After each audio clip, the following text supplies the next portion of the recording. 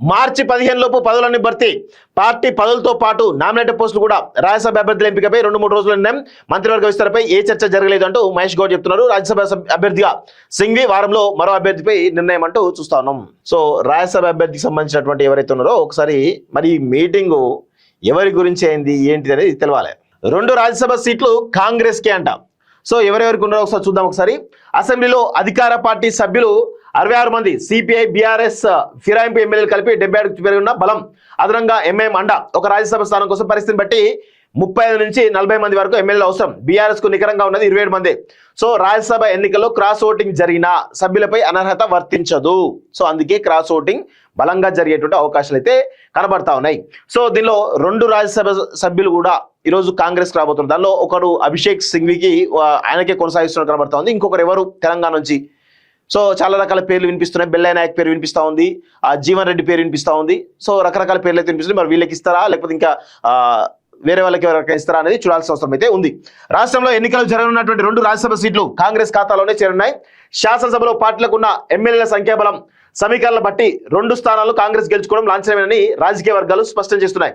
తెలంగాణ శాసనమండలి నుంచి రాజ్యసభకు ఎన్నికైన అభిషేక్ మను సింఘ్వి, సురేష్ రెడ్డిల పదవి కాలం ఏప్రిల్లో ముగిరింది. దీంతో ఆ 2 స్థానాల ఎన్నికల కోసం కేంద్ర ఎన్నికల సంఘం ఇటీవల నోటిఫికేషన్ విడుదల చేసింది. రాజ్యసభ ఎన్నికల్లో అభ్యర్థి గెలుపుకు అవసరమైనటువంటి ఎమ్మెల్యేల సంఖ్యను నిర్ధారించేందుకు ఒక సూత్రాన్ని పాటిస్తారు. అందుబాటులో ఉన్నటువంటి రాజ్యసభ సీట్ల సంఖ్యకు 1 కలిపి 2+1 నమోదైన ఓట్ల సంఖ్య 119తో భాగిస్తారు.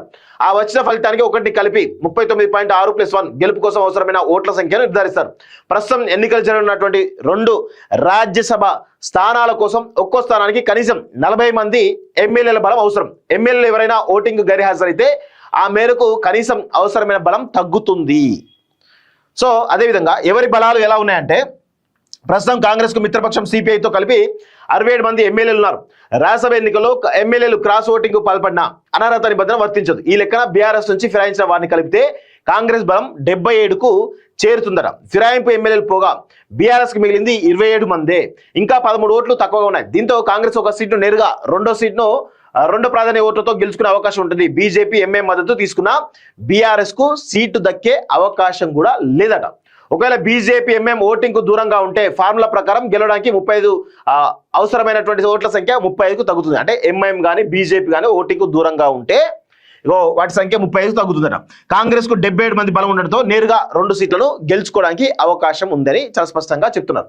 ఒకవేళ బీజేపీ కానీ ఎంఐఎం కానీ ఒక్క పార్టీ ఓటింగ్ దూరంగా ఉంటే విజయానికి అవసరమైన ఓట్ల సంఖ్య 35కి చేరుతుంది. అందులో మిగిలిన ఏ పార్టీ మద్దతు తీసుకున్నా బీఆర్ఎస్ కు బలం సరిపోదు. బీజేపీ, ఎంఐఎంతో పాటు ఫిరాయింపు ఎమ్మెల్యేలు కూడా ఓటింగ్ దూరంగా ఉంటే విజయానికి అవసరమైన ఓట్ల సంఖ్య 32కు తగ్గుతుంది. అదే జరిగితే కాంగ్రెస్ కున్న బలం మేరకు 2 రాజ్యసభ సీట్లు నేరుగానే గెలుచుకుంటుంది. మొత్తంగా 2 రాజ్యసభ స్థానాలు కాంగ్రెస్ కే దక్కే అవకాశం ఉందని రాజకీయ వర్గాలు అంటా ఉన్నాయి.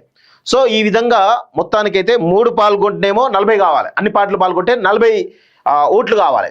సో ఎంఐఎం, బీఆర్ఎస్, బీజేపీలో కొన్ని తగ్గితంగా 35-32 సీట్లతోటి కాంగ్రెస్ పార్టీ కంఫర్టబుల్ గా 2 రాజ్యసభ సీట్లు గెలుచుకోవడానికి అవకాశం ఉందని తెలుస్తా ఉంది. 15వ తేదీ నాటికి పార్టీ పదవులన్నీ కూడా పూర్తి చేస్తారట. సో అదే విధంగా ఇక్కడ ఇంకొకటి రావడం జరిగింది. రాజ్యసభ ఎంపికపై అభ్యర్థుల ఎంపిక 2-3 రోజుల్లో నిర్ణయం అంటూ చూస్తాం. సో దీనిలో అభిషేక్ మను సింఘ్వి ఎవరైతే ఉన్నారో ఆయనకు ఆల్రెడీ ఉన్నదాన్ని మళ్ళీ ఎక్స్టెన్షన్ చేసే అవకాశాలు అయితే కనబడతాయి. సో ఒక సీటు తెలంగాణ రాబోతుంది. అది ఎవరికి ఇస్తారు? బెల్లయ్య నాయక్ ఉన్నారు రేస్లో, ఇది అండ్ లంబాడ సామాజిక వర్గం. అదేవిధంగా ఇటు జీవన్ రెడ్డి ఉన్నారు. ఇలా చాలా మంది వ్యక్తులు అయితే ఉన్నారు. సో మరి వీళ్ళకు మధుయాష్కి ట్రై చేస్తున్నాడు. మరి ఎవరికి ఇస్తారు ఏందో చూడాల్సిన అవసరం అయితే ఉంది. చూద్దాం మరి కొన్ని రోజులు అయితే దీనిపైన కొంత క్లారిటీ వచ్చే అవకాశం అయితే కనబడతా ఉంది.